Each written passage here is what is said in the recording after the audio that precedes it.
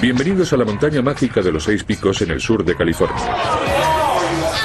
En este parque, todo el que busca emociones fuertes no se pierde la atracción que llaman Superman. Una montaña rusa cuya tremenda velocidad y popularidad se basa en los imanes. El parque quería levantar una montaña rusa que fuera hasta extremos nunca vistos y que superara los 160 kilómetros por hora. Para conseguir esa velocidad con la tecnología convencional, hubiéramos tenido que construir un elevador con una cadena de más de 150 metros de largo. Pero los ingenieros dieron con una solución más ingeniosa. Así que recurrimos a los imanes y electroimanes para que los coches alcanzaran una aceleración desconocida hasta entonces en el mundo de las montañas rusas. Superman utiliza unos dispositivos magnéticos denominados motores lineales síncronos. Aunque su tecnología es muy sofisticada, el principio en el que se basan es de lo más sencillo. De niño todo el mundo habrá hecho la prueba de colocar un imán con 2 polos junto a otro imán y ver que los 2 polos positivos se repelían. Pero si juntábamos el positivo y el negativo, se atraían. Ese es el principio fundamental de esta tecnología de propulsión. Se colocan imanes en el coche. Si colocamos electroimanes en el coche, estos pueden generar fuerzas de atracción y de repulsión que hacen que el coche se mueva. En cuanto el coche llega al lugar al que ha sido atraído, el electroimán cambia su polaridad, con lo que la corriente también cambia y la fuerza de atracción pasa a ser de repulsión.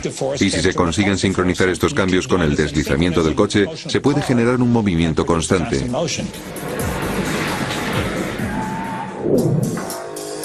Toda una serie de procesadores e interruptores cambian la polaridad de los electroimanes en cuestión de milisegundos.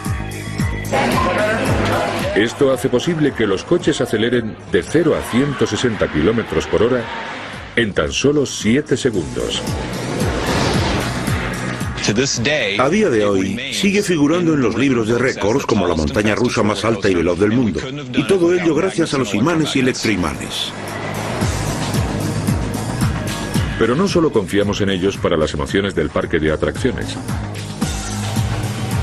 Miremos donde miremos, los imanes desempeñan una función vital en la tecnología actual, desde los microondas a los ordenadores o los teléfonos móviles. En nuestras casas, en nuestros coches, en nuestras oficinas. Los imanes están en todas partes. Que no los veamos no significa que no estén ahí. Usamos imanes a diario casi sin darnos cuenta. En las bandas de nuestras tarjetas de crédito se esconden pequeñas áreas magnetizadas como un código de barras.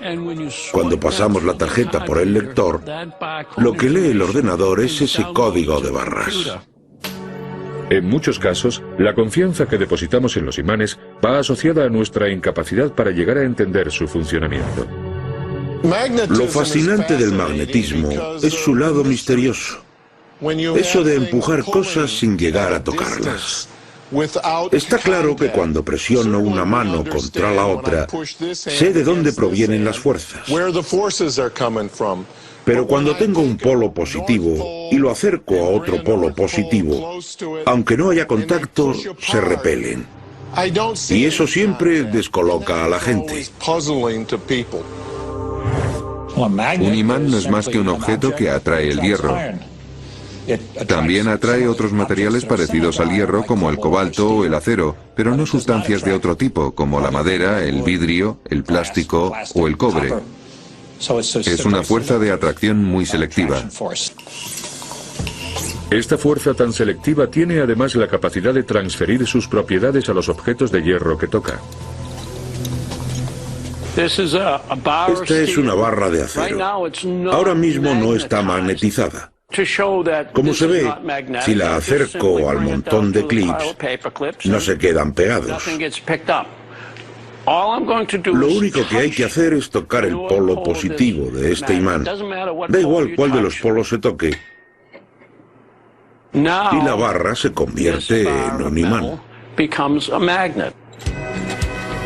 La magia de los imanes funciona de tal manera que su fuerza invisible se extiende más allá de su contorno, creando los llamados campos magnéticos. Podemos hacer visible esa fuerza con un poco de polvo de hierro. Voy a tapar el imán con una hoja de papel para que podamos verlo. Ahora espolvoreo el polvo de hierro, que son esas diminutas partículas que van a perfilar el campo magnético. Como vemos, está recogiendo mucho polvo entre los polos, pero también se distinguen unas líneas curvadas. Estas líneas salen del polo positivo y atraviesan el imán en dirección al polo negativo, describiendo una trayectoria circular. Para entender cómo un imán es capaz de generar un campo magnético, tenemos que fijarnos en los átomos que lo componen. Si tomamos el modelo de un átomo, alrededor de su núcleo orbitan unos electrones. Estos electrones son partículas cargadas, que son la base del campo magnético. Se puede decir que los átomos son imanes atómicos. Los culpables de que un objeto tenga magnetismo son esos imanes atómicos. En el caso de muchas sustancias, los pares de electrones giran en direcciones opuestas, anulando sus respectivos campos magnéticos. El magnetismo se produce solo cuando más de la mitad de los electrones giran en una misma dirección, liberando sus campos magnéticos. Las propiedades atómicas de los imanes pueden variar. Los hay permanentes y temporales, como por ejemplo las barras de los envoltorios de los CDs que pueden perder su magnetismo. Para evitar que una de esas barras dispare las alarmas al salir por la puerta, el dependiente utiliza un electroimán para neutralizarla o desmagnetizarla. Pero, ¿qué es exactamente un electroimán? Como el mismo nombre indica, es un imán que precisa electricidad para funcionar. Los niños llevan décadas fabricando versiones muy sencillas de estos imanes. Solo hay que enrollar un clavo con un trozo de cable de cobre y enchufar las puntas del cable a una pila. La corriente eléctrica que fluye por la bobina crea un campo magnético y el clavo se convierte en un imán. Si se desconecta el cable, el campo desaparece.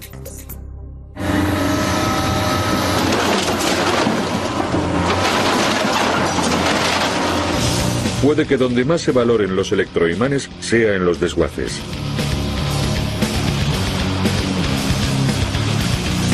En la planta de reciclaje de coches Columbus, en Ohio, los imanes alimentados con electricidad se encargan de la chatarra que se utilizará para reciclar. Esta máquina en concreto funciona con palancas. Movemos la máquina de izquierda a derecha sobre el material, lo paramos y colocamos el brazo en posición. Ahora solo hay que bajar un poco el imán, activarlo y ya tenemos enganchado el material. Levantamos el brazo, lo llevamos hasta el contenedor del camión y pulsamos el botón para desactivar el imán y soltar la chatarra. Este imán de 1,80 m de ancho y capaz de levantar más de 2.260 kilos fue fabricado aquí, en la empresa Ohio Magnetics, a las afueras de Cleveland. Sus empleados llevan manufacturando imanes gigantes desde 1917. Este es uno de nuestros imanes Ohio Lodestar. Hasta que no tiene electricidad no se comporta como un imán. La electricidad llega a través de los plomos externos hasta el cajetín y la bobina del imán.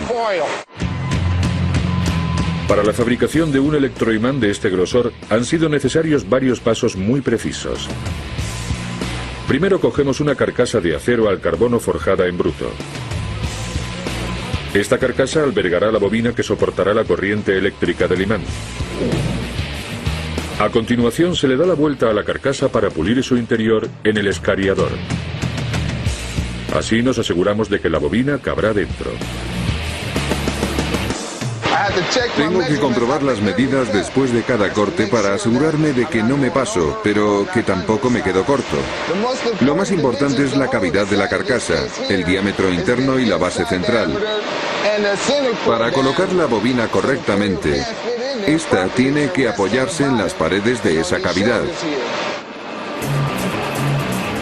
La carcasa también ha de ajustarse con precisión milimétrica a la placa inferior del imán, sobre la que se enrollará la bobina. Esta es la base de un electroimán para chatarra. Le pondremos una capa aislante y alrededor enrollaremos el conductor de aluminio. La bobina está formada por unas finas tiras de aluminio que se enrollan con fuerza a un puntal fijado a la placa base. Entre las tiras de aluminio se coloca una fina capa de un papel llamado Nomax, que hace las veces de aislante eléctrico y evita que se produzcan cortocircuitos. Una vez que la bobina está montada, un soldador une esta con la carcasa. A continuación, se vierte un compuesto aislante patentado para rellenar el espacio hueco de la carcasa. Este compuesto evitará que la bobina tenga contacto con las paredes interiores de la carcasa para eliminar totalmente la posibilidad de un cortocircuito. Además, servirá como parachoques en los impactos del imán contra el material y contribuirá a que éste no se caliente demasiado. El calor es el peor enemigo de un imán. A lo largo del día el imán puede perder hasta un 25% de su poder de atracción. El compuesto cumple una función muy importante, ya que transfiere el calor desde la bobina hasta la carcasa y permite que penetre el aire desde el exterior, para que el imán se mantenga fresco y funcione correctamente. Para vulcanizar el compuesto dentro de la carcasa, se introduce la pieza en un horno en el que se mantiene una temperatura de más de 160 grados durante 12 horas.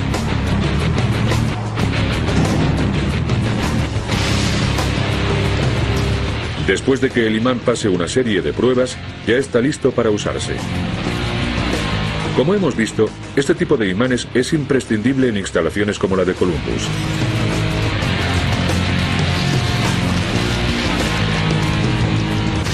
Pero no son los únicos en los que confía la empresa para extraer el hierro y el acero reciclables. En esta planta de procesado, los coches abandonados se enfrentan a su destino final. Tras pasar por la voraz trituradora, los restos se las verán con imanes de todo tipo. Su trabajo será separar el hierro y el acero de la masa de desechos. Primero, las cintas transportadoras llevan los jirones metálicos hasta estos cilindros giratorios. Dentro de los cilindros, los imanes adoptan una posición fija y dirigen su fuerza de atracción hacia los fragmentos. Los jirones se quedan adheridos a la superficie de los cilindros hasta que giran y salen fuera del alcance del campo magnético. A continuación, van a parar a otra cinta transportadora que los lleva a un imán instalado dentro de esta rueda giratoria, donde se separan el hierro y el acero que los cilindros no han podido.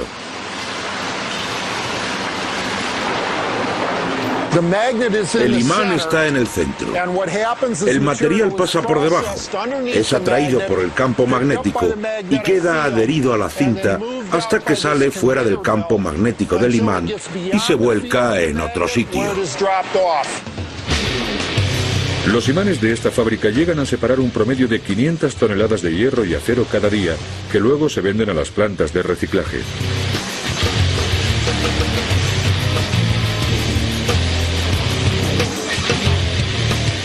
Tal vez ni en el desguace ni en el resto del mundo estos artilugios llamen mucho la atención, pero su contribución es innegable. Una de sus variedades más omnipresentes es el imán de nevera. Para fabricarlo, solo hay que agitarlo, sacudirlo y enrollarlo.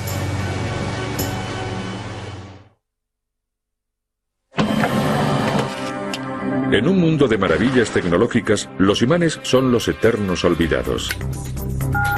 Su función tan vital pero tan invisible a menudo pasa inadvertida. Y de todos esos imanes en los que no reparamos, el que más damos por sentado es precisamente en el que nos sentamos. La Tierra es un imán gigantesco. Y su campo magnético proviene del océano de hierro fundido, que es su núcleo. Este campo se proyecta por el polo norte magnético, describe un bucle alrededor del planeta y vuelve a por el polo sur magnético. Esta fuerza invisible nos protege frente a los letales gases radiactivos emitidos por el Sol y por otras estrellas más lejanas. Esto se puede observar en los cielos que cubren el círculo polar ártico. El espectáculo cósmico que llamamos aurora boreal se produce cuando el campo magnético de la Tierra atrapa partículas solares en la atmósfera y las desvía hacia el polo. Sin ir tan lejos, una variedad de imán más mundana desempeña una función menos vital pero más visible para nosotros, pues nos lo encontramos unas 11 veces al día. Los imanes de nevera nos permiten convertir ese núcleo del hogar en un tablón de anuncios o hasta una galería de arte. Pero ¿alguien sabe de dónde salen estos artilugios tan indispensables? El mejor lugar para empezar a buscar es la fábrica FlexMac Industries en Marietta, Ohio. Hay un 50% de posibilidades de que lo que tienes pegado en la nevera se haya fabricado aquí. FlexMac manufactura más de 45.000 kilos de imanes al día. Desde las placas que cierran las mamparas del baño hasta las pegatinas del coche. Los principales materiales que utilizamos en nuestros imanes flexibles son la goma sintética y el polvo de ferrita. Es un material hecho de carbonato de estroncio y óxido de hierro. Este polvo no tiene demasiada fuerza de atracción magnética. Como se ve, ni siquiera consigue mantenerse unido. Para que pueda adherirse a un metal hay que procesarlo muy cuidadosamente. Aquí es donde comienza la vida de un imán de nevera, en lo que en FlexMac llaman la mezcladora intensiva. Una vez que tenemos las bolsas de goma, se vierte el polvo de ferrita. Usamos rotores para distribuir el material de manera uniforme y luego comprimimos la masa con un martillo hidráulico. Con estas dos operaciones conseguimos una distribución uniforme y mezclamos fácilmente la ferrita con la goma. Cuando descargamos el material de la mezcladora, aún no está listo para su uso, así que lo volcamos en la prensa de extrusión, donde el material se mantiene a una temperatura constante de unos 275 grados para facilitar el proceso de extrusión. A continuación, la cinta transportadora lleva el compuesto hasta otras máquinas que lo desgranan y lo enfrían. Llegados a este punto, la mezcla es procesada por unos rodillos calientes que la prensan hasta convertirla en una lámina muy fina. Sin embargo, el material resultante todavía no ejerce ninguna atracción magnética. Así que antes ha de pasar por un dispositivo que lo convertirá en un imán. Se trata de un rodillo compuesto de imanes permanentes muy potentes denominados tierras raras. Estos en particular son imanes de neodimio hierro-boro. Se han colocado de tal manera que los polos positivo y negativo se alternen a lo largo de todo el rodillo. Antes de que la lámina pase por el rodillo, las diminutas partículas de ferrita no están alineadas magnéticamente de ninguna manera. Cuando pasan por aquí, el campo que generan estas tierras raras alinea las partículas de la lámina para crear un patrón magnético. Este patrón sería un reflejo del patrón que contienen los imanes del rodillo. Segundos después de que el lado inferior de la lámina haya sido magnetizado, otra máquina añade una capa en el lado superior, que será lo que nosotros veremos pegado en el frigorífico, estampado con calendarios o con el logotipo de nuestra pizzería favorita. Pero antes de que FlexMac envíe los rollos a sus clientes para que les den ese toque, ¿cómo pueden estar seguros de que sus productos no se caerán? Una de las maneras que tenemos para garantizar que el material ha sido realmente magnetizado es la prueba de la vitela. La vitela está compuesta de dos capas de plástico muy finas con una lámina líquida en medio que contiene diminutas partículas que se alinean con el patrón magnético. Este material nos muestra la huella magnética del imán. Como se puede ver, es la misma huella que usamos en el rodillo de tierras raras. Los imanes llevan más de 2000 años dejando su particular huella en nuestra civilización. Y todo comenzó con el descubrimiento de una curiosa y llamativa piedra.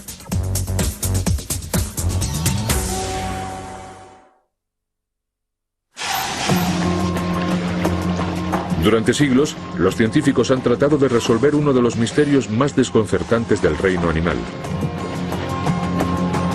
¿Cómo pueden algunas especies surcar grandes distancias por todo el mundo sin perderse?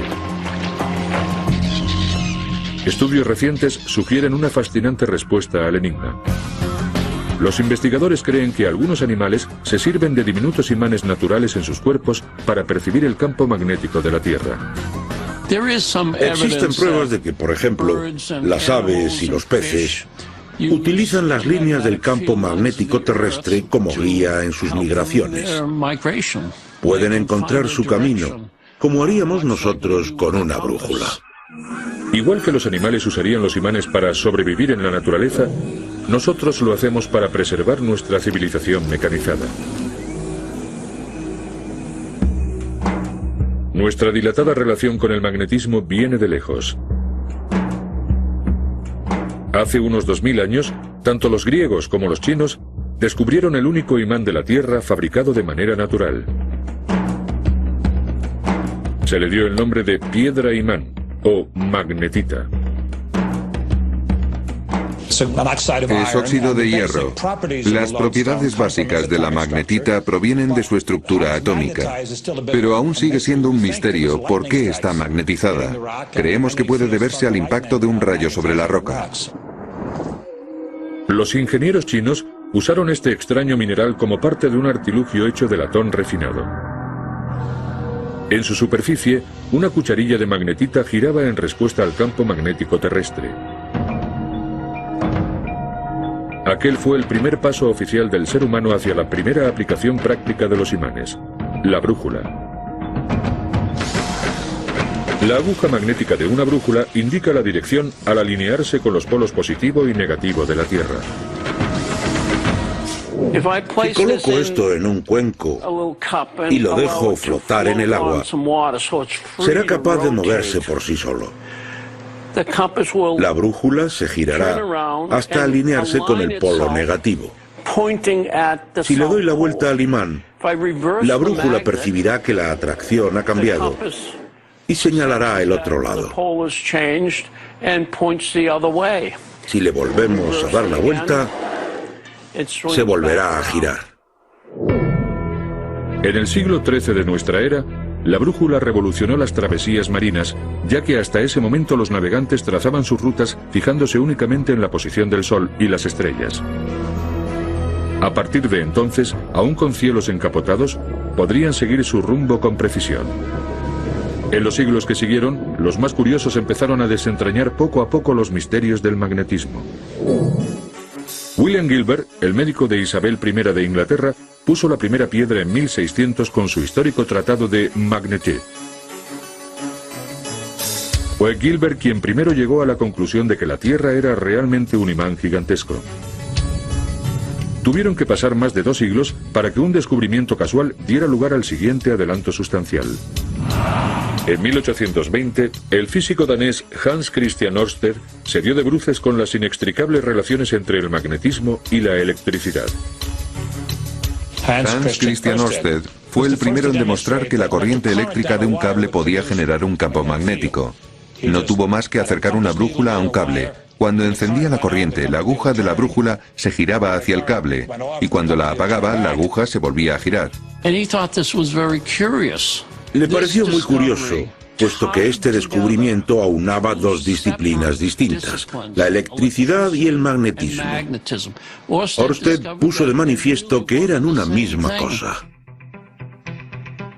Una década después de que Ørsted descubriera que la electricidad generaba magnetismo, el científico inglés Michael Faraday demostró lo contrario, que el magnetismo podía generar electricidad. Comprobó que al acercar un imán a una bobina de cable estático o al introducir una bobina en un campo magnético, se inducía una corriente eléctrica. He conectado este medidor a la bobina para comprobar la tensión que va a generar. Como podemos ver, cuando paso la bobina por el imán, el punto sube y baja. Cuanto más rápido lo muevo, mayor es la tensión. Así que, si necesito más electricidad, solo tengo que imprimir más velocidad. El hallazgo de Faraday fue histórico. Puso los cimientos para la invención del generador eléctrico que permitiría al hombre producir electricidad a escalas inimaginables hasta entonces. La clave para generar la electricidad era la utilización de alguna clase de energía mecánica que pusiera los imanes o las bobinas eléctricas en movimiento. En una central hidroeléctrica, es el agua que cae por el canal del embalse lo que mueve el molino de agua. En una central térmica, es el vapor generado por el carbón el que mueve la turbina del generador. Y en una central eólica, es el viento el que hace girar las aspas del generador. En todos los casos es el mismo proceso, energía mecánica convertida en electricidad. A comienzos del siglo XX, los imanes también estaban haciendo posible el proceso contrario: conducir con motores eléctricos que convertían la electricidad en energía mecánica. Los motores habían eclipsado a la máquina de vapor como principal propulsor de la época. Se usaban tanto en los tranvías como en las grúas y en los ascensores. En un motor eléctrico normal, un electroimán denominado armadura gira entre los polos positivo y negativo de un imán estático llamado inductor. La armadura gira hasta que su polo positivo se coloca frente al polo negativo del inductor. En ese momento se invierte la dirección de la corriente de la armadura con un dispositivo llamado conmutador que transforma el polo positivo en negativo y viceversa. Los dos polos sur se repelen entre sí y empujan la armadura hacia adelante. La corriente se invierte cada media vuelta, lo que mantiene la armadura en movimiento al impedirla juntar su polo positivo con el polo negativo del inductor. Los motores y generadores de imanes aceleraron la modernización del siglo XX a través de la electricidad. Las inextricables conexiones de ambas industrias potenciaron su desarrollo mutuo. El despegue del sector eléctrico incrementó considerablemente el uso de los imanes. Las dos cosas iban de la mano. A medida que la industria crecía, los imanes se iban perfeccionando. Y a medida que los imanes se iban perfeccionando, la industria crecía. Era casi una relación simbiótica. Los expertos desarrollaron ambos sectores diseñando nuevas generaciones de imanes con propiedades mejoradas. Los primeros imanes comerciales estaban fabricados al principio con acero al carbono y más tarde al tungsteno, ambos más resistentes que la magnetita natural. Pero el calor y las sacudidas podían reducir considerablemente su magnetismo. En los años 30, los investigadores crearon una aleación de hierro más dura y resistente al calor compuesta de aluminio, níquel y cobalto. Esta variedad, aún muy popular en la actualidad, almacenaba una mayor fuerza de atracción en un espacio más reducido. Pero sin una chispa de electricidad, su potencial magnético permanecía inactivo. Se necesita un campo enorme para magnetizar el álnico debidamente, así que lo que haría falta sería un electroimán con una corriente de mucha potencia. La magnetización del material es un proceso rápido y sencillo. Solo hay que colocar los candidatos a imanes dentro del campo del electroimán y darle al interruptor. El intenso campo magnético reajusta los átomos de la aleación y la dota de magnetismo.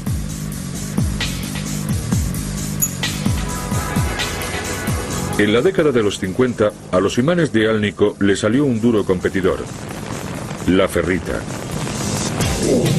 Se trata de un compuesto de óxido de hierro muy económico que a día de hoy representa el 90% del mercado de imanes permanentes. Los imanes de ferrita permitían reducir el diámetro y la longitud de los motores, lo que los hacía perfectos para el sector del automóvil. Ahora se podían fabricar motores para la posición del asiento, que cabían debajo del propio asiento del coche, o motores para subir y bajar las ventanillas tan pequeños que podían instalarse dentro de las puertas del coche. Hoy en día, los imanes desempeñan una función esencial no solo en nuestros coches, también en nuestros ordenadores. Los científicos que exploran las nuevas fronteras de ese campo empiezan a ver la luz al final del túnel.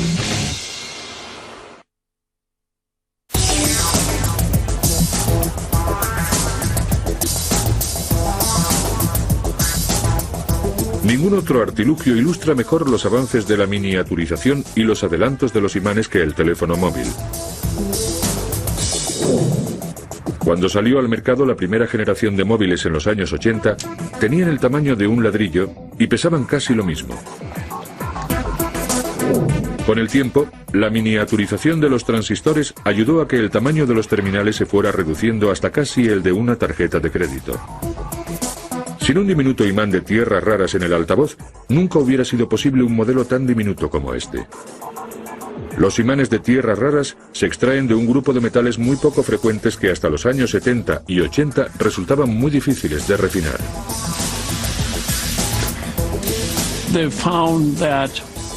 Se descubrió que mezclando estos metales con samario y cobalto, se podía conseguir un imán permanente muy potente. Son metales de una gran dureza. Si cogemos un imán hecho de samario y cobalto, de tan solo unos milímetros cuadrados, y los juntamos, tendríamos que hacer un gran esfuerzo físico para separarlos. Los minúsculos y poderosos imanes de tierras raras han contribuido al desarrollo de los procesadores móviles, una de las piezas básicas de los diminutos discos duros de cualquier ordenador portátil. La relación entre imanes y ordenadores data de los años 50, cuando los científicos se plantearon la idea de usar imanes como depósitos de información. El polo negativo da una medida de algo, y el polo positivo da otra medida distinta. Una vez que asociamos una al sí y otra al no, ya podemos diseñar un dispositivo de memoria. La mayoría de los ordenadores de hoy en día vienen equipados con discos duros que incorporan una capa con diminutos imanes incrustados. Las configuraciones positiva y negativa de estos imanes contienen información codificada. El disco duro es magnético. En el ordenador hay un cabezal de lectura y escritura, justo encima del disco giratorio. Al girar, el cabezal escribe y lee los bytes de información del disco. Puede haber un polo negativo y al lado uno positivo, y ya tenemos un 1 y un 0.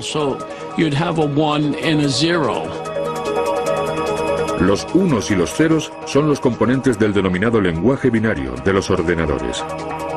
Lo que a nosotros nos parecería una retahíla de números indescifrables contiene datos fácilmente digeribles para un procesador informático.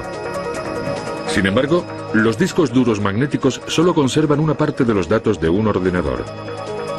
Es en los semiconductores donde se almacena la mayor parte de la memoria. La memoria de semiconductores, denominada memoria RAM, es más rápida, pero plantea un claro inconveniente. Cuando se apaga el equipo, los datos desaparecen. Todo el tiempo que se tarda en reiniciar el ordenador se debe a que se están volviendo a cargar los datos en los chips de memoria. Muchos investigadores, como la profesora Caroline Ross del Instituto Tecnológico de Massachusetts, buscan alternativas en los imanes. El siguiente paso será la memoria MRAM, es decir, memoria magnético de acceso aleatorio. Se trata de un chip magnético que se introduce en el ordenador.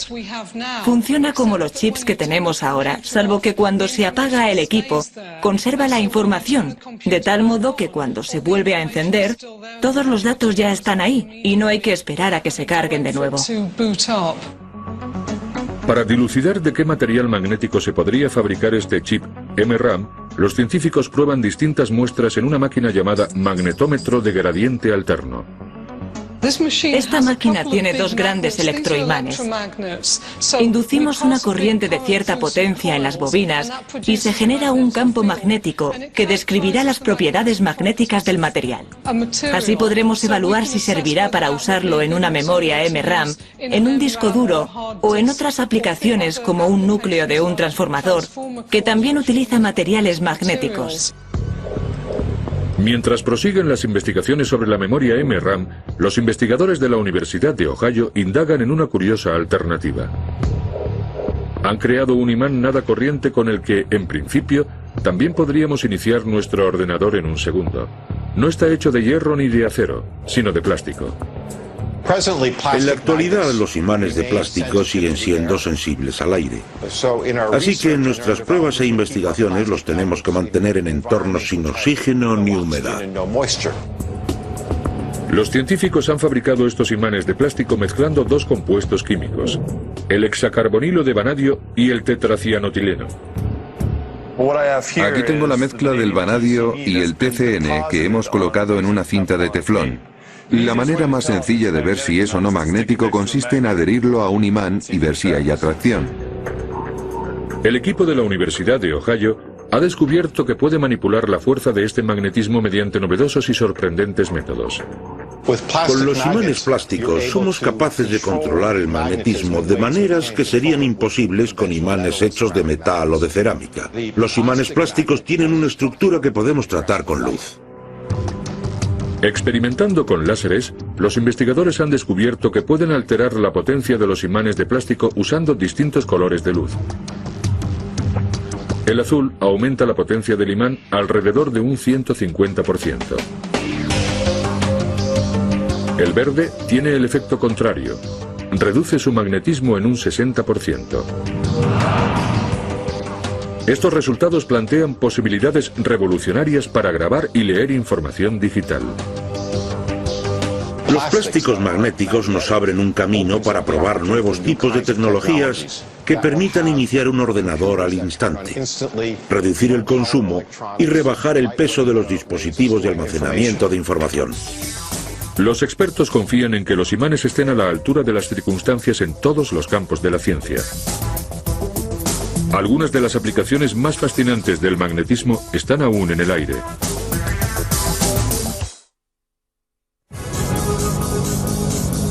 En Florida hemos encontrado un imán que ha llamado la atención de la comunidad científica mundial. En el laboratorio de campos magnéticos elevados de Tallahassee se encuentra el imán más grande y potente del mundo. Genera un campo magnético 1 millón de veces mayor que el de la Tierra, lo que lo convierte en un material de estudio de incalculable valor. La misión principal del laboratorio es la de estudiar los campos magnéticos elevados. La razón primordial para buscar estos campos magnéticos tan elevados viene a ser la misma por la que queremos estudiar objetos a temperaturas muy altas o muy bajas, en condiciones extremas. Cuando uno va más allá, como el capitán Kirk o el capitán Picard, donde ningún hombre ha llegado jamás, uno espera aprender cosas nuevas. Las desmedidas fuerzas de estos colosales imanes son el resultado de la potencia combinada de un gigantesco electroimán y de un imán superconductor refrigerado con nitrógeno y helio. Su potencia es tal que llega a hacer levitar materiales que no reaccionarían ante ningún imán. Esto se debe a que la mayoría de los materiales habituales, como el agua y los tejidos vivos, son muy poco magnéticos. Se dice que son diamagnéticos, es decir, que muestran una sutil tendencia a ser repelidos por un campo magnético. Una curiosa manera de demostrar tanto esa fuerza diamagnética como la potencia sin parangón de este imán es hacerse con los servicios de una rana común. Las ranas están compuestas de un 90% de agua, y esta es diamagnética. Si acercamos una rana a la zona central de un campo magnético elevado, comprobamos que la fuerza diamagnética de la rana aumenta cada vez más. Puede dar la impresión de que la rana está flotando en el agua, pero en realidad está suspendida en el aire. El campo magnético generado es tan intenso que está anulando la ley de la gravedad. El poder del imán para hacer levitar cualquier cosa, desde una rana a una sartén, no solo constituye un divertido truco de magia, sino que ofrece todo un mundo de tentadoras posibilidades comerciales. Pongamos que tenemos una pieza que queremos hacer girar muy deprisa. Los rodamientos normales no servirían porque producen demasiada fricción. Pero con estos rodamientos magnéticos puedes hacer levitar y girar la pieza dentro del campo magnético.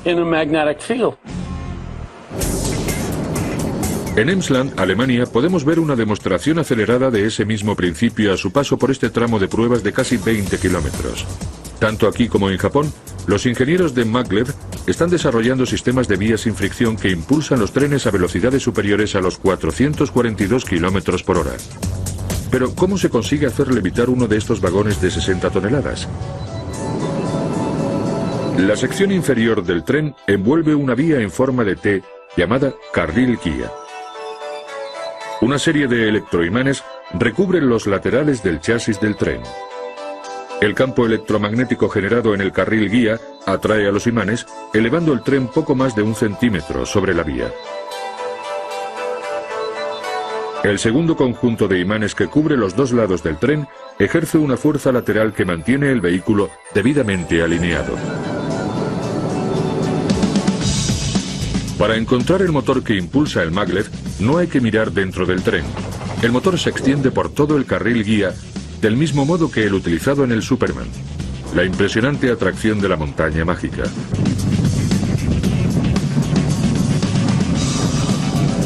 Este es otro ejemplo de las aplicaciones del motor lineal síncrono. Si se sincroniza la alternancia de los polos con el movimiento del tren, puedes mantener las fuerzas en movimiento.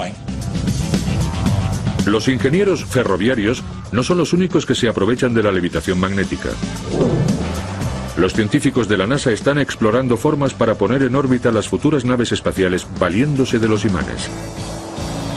Una de las vías de investigación abiertas en las que se plantea el uso de energía electromagnética es un sistema de asistencia en el lanzamiento. Este es un carril electromagnético terrestre con bobinas de levitación y un motor lineal que proporciona un empuje inicial al vehículo en parada de 650 a 950 km por hora. Al estar levitando, no hay contacto con el suelo y el motor lineal facilita la aceleración y la propulsión hacia adelante. Un sistema de levitación magnética para el lanzamiento ahorraría una cantidad enorme de combustible. Este combustible, necesario para escapar de la gravedad terrestre, se podría utilizar para prolongar aún más el trayecto espacial.